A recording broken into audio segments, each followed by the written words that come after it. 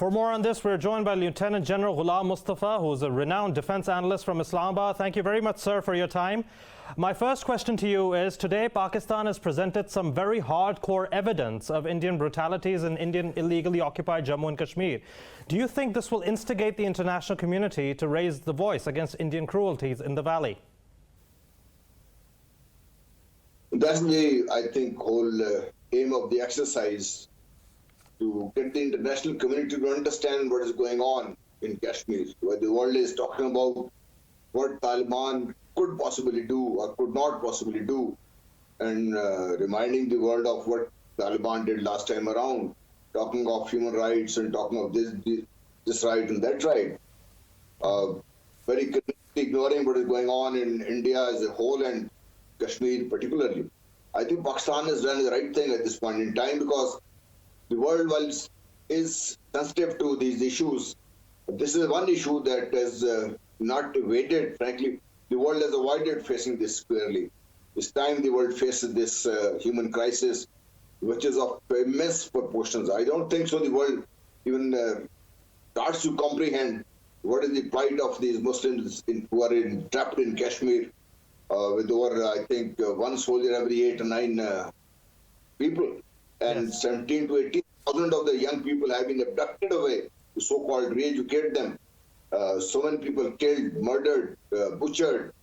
And the latest was what they did to this very old and frail man who passed away and was supposed to be buried, basically forcibly buried. India is so scared. While he was alive, he was a thorn in the Indian side. And in his death, I think, he has proved to the world that what he was saying was always right. And the Indians have to be not only reined in, but the fact is that Kashmiris have to be given their rights as human beings. If the world expects Taliban to give rights to some of the people there, they expect rights, everybody else to give their rights, human rights to the others, be it France or the UK or the United States of America, with their own history of I think human rights being very, very checkered, to say the least. I think it's time for the world to realize this. Absolutely, and it is basically a de facto state of apartheid that we're witnessing in Indian illegally occupied Jammu and Kashmir. Now, sir, nowadays the world and the nations, the international community is busy highlighting human rights issues in Afghanistan, but they're pretty much silent towards the atrocities in Indian illegally occupied Jammu and Kashmir, as you rightly said. What do you think is the reason behind this dual standards approach of the international community? I mean, the reason are very basic. We may not like to accept them, but they are very basic, right? Right. One is they are Muslims, and two, they are not of any commercial or economic value to the West per se.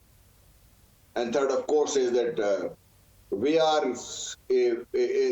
that block in the path of the world which expects. I'm talking of the free world, so-called free world, led by United States of America.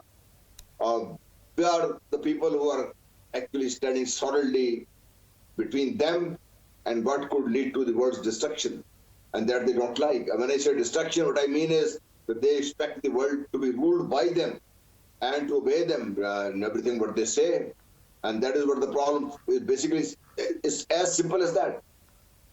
But India, a Hindu state, and Brahman Zionism at its peak, disregarding humans as humans within their own community. I mean, over 60 to 70% of Hindus have they're not humans to these guys. So absolutely, the world is not listening to anybody, because India has offered itself to the factory floor and also offered itself to become their partners in the biggest crime this century is likely to happen. Is they're trying to go against China. They're trying to go against the progress of this region as a whole, be it Pakistan, be it Afghanistan, Central Asian republics and beyond, and the likely emerging economic scenario, geoeconomics as people are talking about. They are trying to thwart that, they're trying to block that, they're trying to actually destroy that, the whole process. Right, so you think morality actually trumps economic considerations, or it's actually the other way around? Frankly, if the world doesn't realize the implication of what it's doing to itself. And when I say world, I basically am talking about the free world, because for America, America is the entire world. They hold the World Series of their own kind of football, what they have, and they don't invite anybody else, don't allow anybody else to participate in that, but they still feel that is the whole world. For them, two things are very critical. One is that nobody other than who is sanctioned by them should be able to raise their head. That means they want their power to be recognized, acknowledged, and the rest of the world to bow down in front of them. That is not what is the actual reality on ground. The world is not listening to them anymore. Right. The other world, the world which is where we belong, and the world where these poor Kashmiris belong to, world where these poor Muslims belong to. Look what they have done to Libya, to Syria, to Iraq, to Afghanistan. Yes. What they have done to these countries over the years. In the last just 1 decade, they have destroyed the basic structure of states, and they expect them to come up to their expectations. I mean, their level of what they think is progress or development or the... So that is, I think, there's a dichotomy in the way they think, there's a dichotomy in the way they act.